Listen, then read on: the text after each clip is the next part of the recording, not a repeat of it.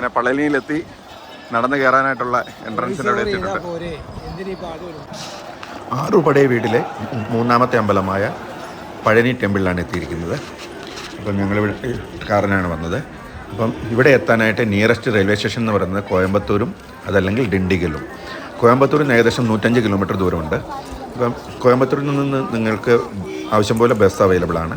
അതേപോലെ തന്നെ ഡിണ്ടിഗലിൽ നിന്നും നിങ്ങൾക്ക് ബസ് അവൈലബിൾ ആണ്. അപ്പോൾ ഇവിടെ ദർശനത്തിന് പോയി മൊബൈൽ താഴത്ത് തന്നെ വെക്കേണ്ടി വന്നു. അത് കാരണം മേളത്തെ വീഡിയോകളൊന്നും നമുക്ക് റെക്കോർഡ് ചെയ്യാൻ പറ്റും. പക്ഷേ അവിടെ ചെന്നപ്പോൾ പലരും മൊബൈൽ യൂസ് ചെയ്യുന്നതായിട്ട് കണ്ടു. പക്ഷേ നമ്മളോട് പറഞ്ഞു മൊബൈൽ കൊണ്ടുപോകാൻ പറ്റില്ല എന്ന്. ഞങ്ങൾ നടന്നാണ് പോയത്. അപ്പോൾ മൊബൈൽ താഴെ നമ്മൾ ക്ലോക്ക് റൂമിൽ വെച്ചിട്ടാണ് പോയത്. അപ്പോൾ അങ്ങനെ നമ്മൾ പളനിയുടെ ദർശനത്തിലേക്ക് കിടക്കാം. പഴനി അമ്പലത്തിൻ്റെ കഥ എന്താണെന്ന് വെച്ച് കഴിഞ്ഞാൽ, ശങ്കര ഭഗവാന് ഒരു പഴം കുട്ടികൾക്ക് കൊടുക്കാൻ വേണ്ടി പാർവതിയുടെ കയ്യിൽ കൊടുക്കും. അപ്പോൾ പാർവതി പറയും, ലോകത്തെ ചുറ്റി വരുന്ന ആരാണോ അവർക്ക് ഈ പഴം തരുമെന്ന് പറഞ്ഞു.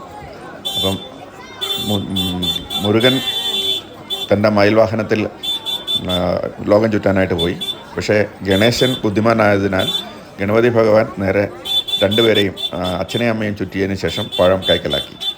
അപ്പം മുരുക ഭഗവാൻ ലോകം ചുറ്റി തിരിച്ചു വന്നപ്പം പഴം നമ്മുടെ ഗണപതി ഭഗവാൻ കയ്യിലാക്കിയിരിക്കുന്നത് കണ്ടു.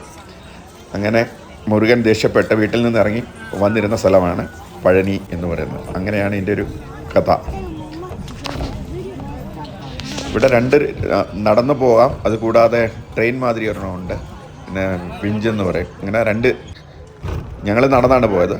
അത് കഴിഞ്ഞിട്ട് നമുക്ക് അവിടെ ബാറ്ററി വെഹിക്കിൾ അവൈലബിൾ ആണ്. പുറത്ത് ഞങ്ങൾ കാർ പാർക്ക് ചെയ്യുന്നിടത്തേക്ക് ബാറ്ററി വെഹിക്കിൾ പൊയ്ക്കൊണ്ടിരിക്കുകയാണ്. നല്ലൊരു ദർശനം ഇവിടെ ഞങ്ങൾക്ക് കിട്ടി. ഞങ്ങൾ ടിക്കറ്റ് എടുത്താണ് ദർശനം നടത്തിയത്. അപ്പോൾ അങ്ങനെ മൂന്നാമത്തെ നമ്മുടെ അറുപടയ വീട് നല്ല ദർശനം കഴിഞ്ഞു. അപ്പോൾ എല്ലാവരും ഒന്ന് സപ്പോർട്ട് ചെയ്യുക. Thank you for watching. Like ചെയ്യാനും ഷെയർ ചെയ്യാനും മറക്കരുത്.